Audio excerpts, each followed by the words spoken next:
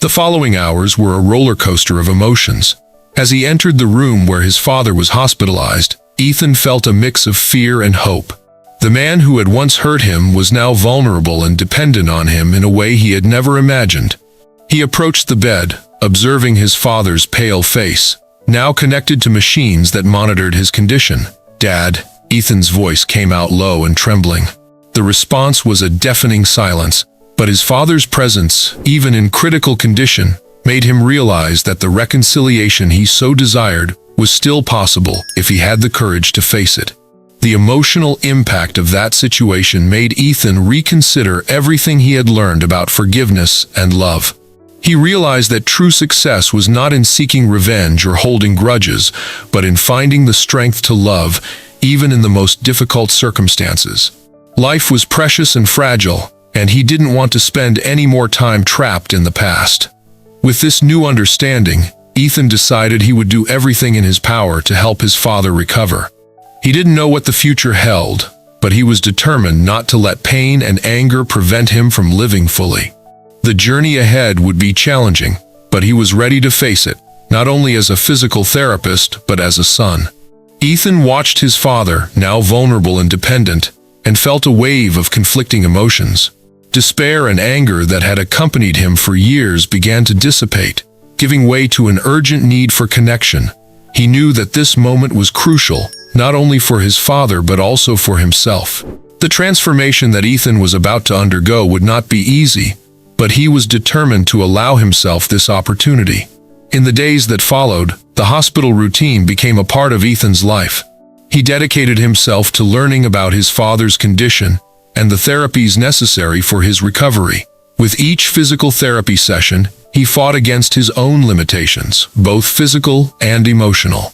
It was challenging to watch him struggle to move, but it was also inspiring. His father's passion for recovery resonated within Ethan, and he began to realize that he needed the courage to let go of the past that had imprisoned him for so long. The anger Ethan had held onto for so long started to transform into a new perspective. He realized that his father, despite his mistakes, was also a human being seeking redemption. Through pain and suffering, Ethan found a new way to look at life. True success was not about holding on to grudges, but about building bridges and seeking understanding. He came to realize that happiness was not measured by material accomplishments, but by meaningful moments shared with those he loved. As days turned into weeks, Ethan began to apply the lessons he was learning. He started asking his father questions, listening to his stories, and understanding the fears and insecurities that had driven them apart. This process not only helped his father recover, but also allowed Ethan to confront his own emotions. He learned to accept help from nurses, therapists, and, most importantly, from himself. The relationship between father and son began to transform. Conversations that had once been difficult now flowed, and the affection that had seemed distant began to resurface. Through adversity, Ethan found not only the strength to forgive, but also the wisdom to see the beauty in the fragility of life. He realized that each day was a new opportunity to start over, to love, and to be loved. By the end of that journey, Ethan was no longer the same. He had grown, not just as a son, but as a human being. He learned that overcoming challenges was not just about winning external battles, but also about resolving the internal conflicts that held him back. He was ready to face the world, no longer carrying the weight of the past, but embracing the life lessons that the experience had provided him. Ethan was sitting by his father's bedside, watching him struggle to get up. The air was heavy, and the silence between them was almost deafening. His father, with his eyes closed, was trying to concentrate with every movement, but frustration was evident on his face. Ethan felt his heart race. He knew this moment was decisive. It was the first time his father had tried to take a step since the accident, and the fear of failure hung in the air. "You can do it, Dad," Ethan murmured, his voice trembling with emotion. But seeing his father hesitate, a wave of despair washed over him. He remembered all the times his father had not been present, all the unsaid words, and the repressed feelings. The past haunted him, and the anger he had worked so hard to overcome seemed to come back with full force. "Ethan, I don't know if I can do this," his father replied, his voice weak. filled with pain and insecurity. In that moment, the vulnerability of the man who had once been his hero hit Ethan like a punch to the stomach. He realized that recovery was not just physical, it was an emotional battle they both needed to face. With a surge of courage, Ethan took his father's hand. "I'm here with you. We're going to do this together." The words came from his mouth like a promise. Something within him broke, and he felt the anger dissipate, giving way to compassion. With every step his father tried to take, Ethan remembered his own journey of forgiveness and acceptance. And then, in that moment of tension, father and son connected in a way they never had before. His father's struggle became Ethan's struggle, and together they faced the fear of the unknown. When his father finally managed to rise, even if only for a few seconds, a wave of joy filled the room. There, amidst the pain and effort, they discovered that true strength was not just about winning, but about being present for one another. That was the true victory, and they both knew that it was the beginning of a new phase in their lives. Ethan watched his father, now a little more confident, as they both took deep breaths, still processing what had happened. His father's struggle was not just physical but a journey that required courage and resilience. Ethan realized that by supporting his father, he was also healing himself. The weight of anger and pain from the past was beginning to dissipate, giving way to a new understanding. The connection they formed that day was stronger than any resentment. Ethan understood that true success was not just about regaining physical strength, but about building a relationship based on love and empathy. He learned that sometimes, true victory lies in standing by those we love, overcoming challenges together. And as he looked out the window, he made a promise to himself. He would always be open to forgiving and loving. Life is too short to carry grudges. Why not reflect on your own experiences? Share your stories in the comments and help inspire others to find their path to overcoming. Like and subscribe for more heartwarming stories. The time to act is now. It was a stormy night in the bustling city of Chicago. The air inside the emergency room was thick with tension as patients and staff hurried through the chaos. Among the crowd sat Daniel Walker, a blind man in his early 40s, holding a white cane and an air of quiet dignity. His clothing was modest but clean, a sign of someone used to navigating life's challenges with resilience. The nurses at the reception desk glanced at him with mild indifference, their attention drawn more to his lack of sight than to his humanity. Suddenly, the entrance doors burst open. A uniformed police officer, Officer James Carter, stormed in, his face flushed with irritation. Carter was a man of action, known for his no-nonsense approach to law enforcement. Tonight, his patience had worn thin after hours of dealing with petty disputes and unruly crowds. His sharp eyes landed on Daniel, who had unknowingly occupied the seat closest to the check-in counter. "Hey you," Carter barked, his voice cutting through the room like a blade. "You can't just sit here and block the way. This is a hospital, not your personal waiting room." Daniel turned his head toward the voice, his movements calm despite the sudden hostility. "I'm waiting to be seen," he replied, his voice steady but polite. But Carter wasn't in the mood for explanations. He marched up to Daniel, looming over him with an air of authority. "People like you think the world owes you something, don't you?" he snapped. "You're holding up everyone else because you can't see your way out of the room? How about I help you move along?" The words stung, and a hush fell over the room. Daniel's face flushed, but he remained composed. "Officer, I have a right to be here," he said, gripping his cane tighter. But Carter wasn't finished. "You want to be here? Fine. Sit in the corner and stop making yourself the center of attention." He grabbed Daniel's arm, pulling him roughly out of the chair and toward a less visible spot. As Daniel stumbled, a few gasps echoed through the room. A nurse stepped forward, her face pale with shock. "Officer Carter, please," she said, trying to intervene. "He's done nothing wrong." Carter released Daniel with a huff, muttering under his breath. Daniel steadied himself, his expression a mix of pain and quiet endurance.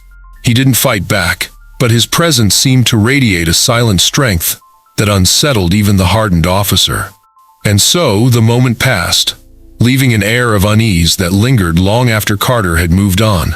Little did anyone know, this blind, man-dismissed, humiliated, and shoved aside had recently made a choice that would forever change Officer Carter's life. Daniel sat quietly in the corner, his mind replaying the officer's harsh words. He was used to judgment. It followed him everywhere, but tonight's confrontation left a deeper mark. As the minutes ticked by, his thoughts wandered to the events of the past week, to the moment that had changed everything. It was a cold evening in his neighborhood on the city's south side. Daniel had been out for his usual walk, guided by the steady rhythm of his cane tapping against the pavement. He enjoyed the crisp air and the faint hum of life around him, sounds that painted a world more vivid than any sight. That night, however, an unusual sound caught his attention, a faint crackling, like paper burning. He paused, tilting his head toward the noise. That's when he smelled it. Smoke. His heart quickened. Is someone burning leaves this late? He wondered aloud. But as he continued walking, the scent grew stronger, and the crackling turned into a roar. He froze, realizing it wasn't leaves. It was a house engulfed in flames. Panic surged through him as he fumbled for his phone to call 911. But before he could dial, he heard a sound that chilled him to his core. The desperate cries of children. A girl's voice rang out, muffled but unmistakably terrified. "Help! We can't get out!" Daniel didn't hesitate. Blind or not, he knew those children had no time to spare. Guided by their cries, he edged closer to the burning house, feeling the heat intensify with each step. "I'm here!" he called out, his voice steady despite his racing pulse. "Keep talking to me so I can find you." Inside, 10-year-old Emma Carter clung to her younger sister Lily, trying to stay calm as the smoke thickened around them. They were trapped on the second floor, their escape blocked by flames. Emma heard Daniel's voice and screamed back, "We're upstairs. Please help us." Daniel pressed forward, using his cane to navigate the yard littered with debris.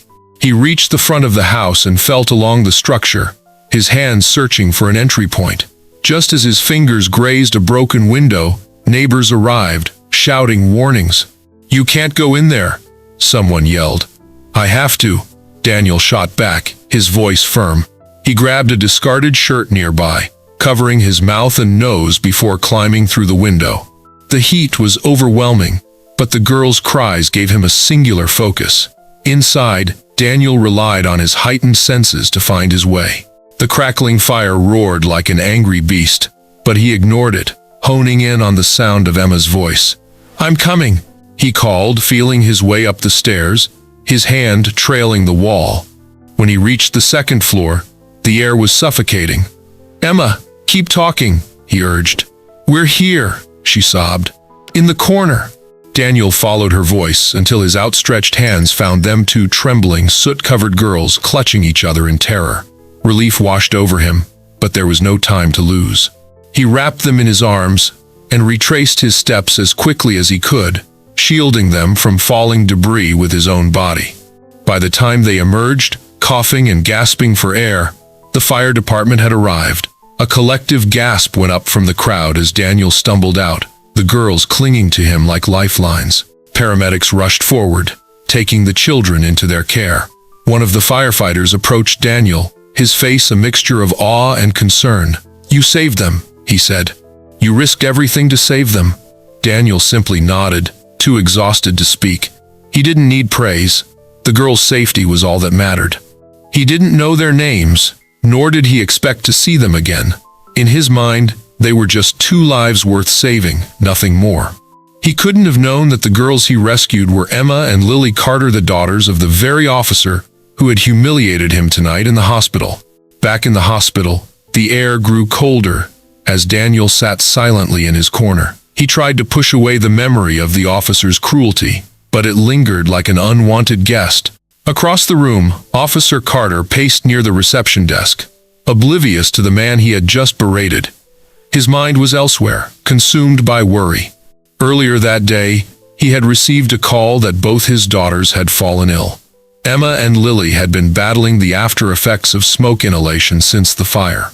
Though the doctors assured him they would recover, their breathing problems had worsened unexpectedly, and Carter had rushed to the hospital, fearing the worst. His badge and uniform didn't matter. Tonith was just a terrified father desperate for answers. A nurse approached Carter cautiously. "Officer Carter," she said, interrupting his frantic pacing, "the doctor is ready to speak with you." He followed her down a sterile hallway to a small consultation room. The doctor greeted him with a calm demeanor but didn't waste time getting to the point. "Your daughters are stable," the doctor began, "but we need to monitor them closely over the next few days. They were lucky to survive that fire, but their lungs took a beating." Carter exhaled deeply, relief washing over him. "Thank God," he muttered, his voice cracking. "Can I see them?" "Yes, but only for a moment," the doctor said. "They need rest." When Carter entered the dimly lit room, his tough exterior crumbled. Emma and Lily lay in their beds, pale but peaceful, their small chests rising and falling steadily. Emma stirred and opened her eyes. "Daddy," she whispered, her voice weak but clear. Carter rushed to her side, brushing her hair gently from her face. "I'm here, sweetheart," he said. "You're safe now." Emma's eyes filled with tears as she reached for his hand. "Did you thank him?" Carter frowned in confusion. "Thank who?" "The man who saved us," Emma replied. "The man who came into the fire. He couldn't see, but he found us anyway." The words hit Carter like a punch to the gut. "What do you mean he couldn't see?" "He was blind," Emma said simply. "But he was so brave, Daddy. He carried me and Lily out of the fire. I think he saved us because he's a hero." Carter's mind raced. A blind man? He remembered the chaotic night of the fire, the reports of a civilian pulling 2 children from the flames before the firefighters arrived. He had been too distracted by his daughter's condition to investigate further. Could it be the same man? Back in the emergency room, Daniel remained unnoticed, lost in his own thoughts. But the nurse who had intervened earlier couldn't shake the tension of the scene she had witnessed. She approached Daniel with a glass of water and a soft smile. "You've had a tough night," she said. "More than most," Daniel replied, accepting the water with a nod of thanks. The nurse hesitated, then asked, "Do you know the officer who spoke to you earlier?" "No," Daniel answered, his tone neutral. "I've never met him." She bit her lip, unsure of how to continue. "Sometimes people act out of stress," she offered cautiously. Daniel gave a small, wry smile. "Stress doesn't excuse cruelty," he said. Meanwhile, Carter re-entered the emergency room, his face pale but determined. His eyes scanned the room, searching for something or someone. When he saw Daniel in the corner, recognition dawned.